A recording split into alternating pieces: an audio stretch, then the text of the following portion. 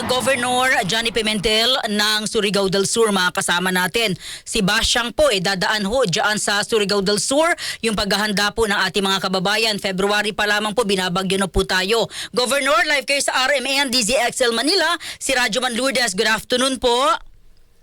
Yes, good afternoon po sa estasyon ninyo at saka nakikinig sa inyo. Kumusta po yung lagay ng panahon sa mga oras na ito dyan, Governor? Sa pagka ngayon, nasa signal number 1 na tayo, no? Mula kagabi, nagsimula na yung ulan hanggang kaninang umaga until mga 9 or 10 a.m. And then medyo huminto yung umulan. Bumalik na naman ngayon mga 2 p.m. ang ulan, hanggang ngayon umuulan pa. Now, as per advisory, bukas daw ng hapon na magla-landfall ang Typhoon Basyang. So at the moment, ang probinsya natin, nilagay na natin sa red alert status. Ano po ba ang ibig sabihin ng red alert status? Meaning, naka 24/7 na ang PDRM natin operation centers, no? They will be in 24 hours monitoring lahat ng communication, coordination, mga reporting system sa lahat ng buong probinsya. Then naka-ready na po ang mga search and rescue teams equipment natin, naka-gas up na lahat, ang evacuation centers natin, identify na natin in case we will be having a preemptive evacuation. Ang food packs po natin ready na. Then we issued already a memorandum to all mayors to activate ng MDRMC nila. And then mag-conduct na ng pre-disaster risk assessment, i-activate na rin yung emergency operations center nila on 24/7.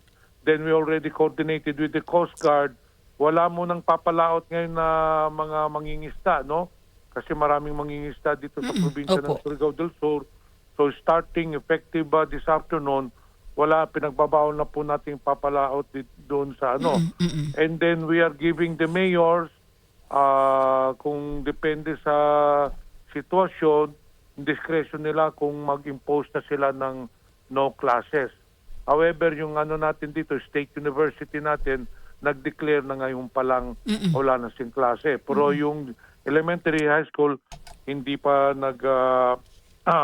de-declare.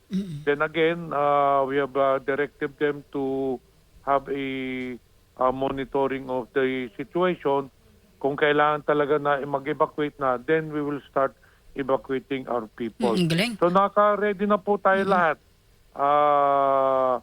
In place na po yung ano natin, red alert status. Galing po, Governor, no? Handang-handa yung Surigao del Sur sa Bagyong Basyang. Pero Gov, meron ho ba kayo mga areas na tinututukan kasi prone siya sa landslide, sa mga pagbaha? And ano po yung mga basihan po ninyo para po maglatag na ng preemptive evacuation? Meron po tayong mga markers po, no?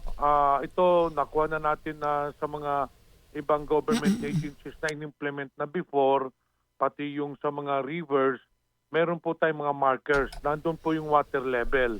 So makikita po natin kung medyo high risk na, then that is the time that we tell the people na mag-evacuate, na papadala tayo ng mga sasakyan doon.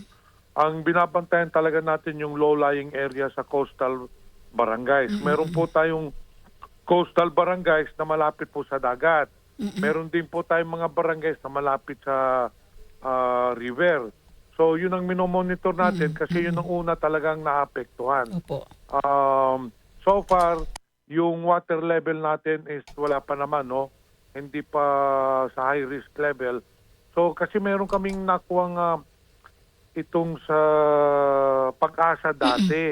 Nung several years ago, we had a project here na naglagay kami ng mga ikangang hazard markers sa level ng mga tubig natin.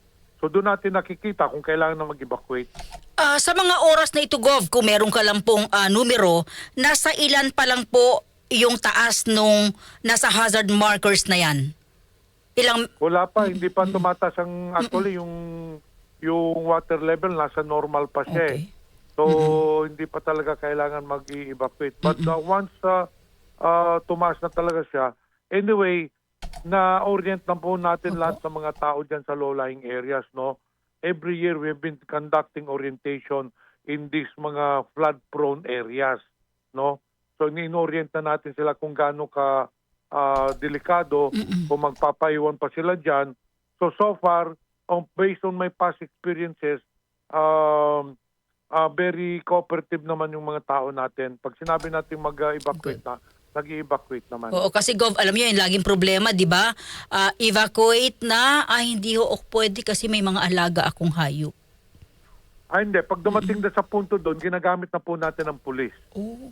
Kung meron talagang mga matitigas sa ulo, we seek assistance from the PNP na talagang forcibly na alisin sila doon kasi mahirap na.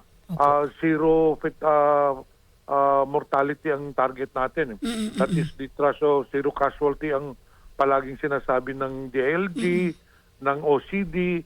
So we implement the zero casualty. Kaya so far, nung Typhoon Uwan, Typhoon Tino, wala po tayong casualty. Sir, ano po ang inyong mensahe sa ating mga kababayan, partikular yung mga nasa Maynila na may mga kaanak po dyan sa Surigao del Sur?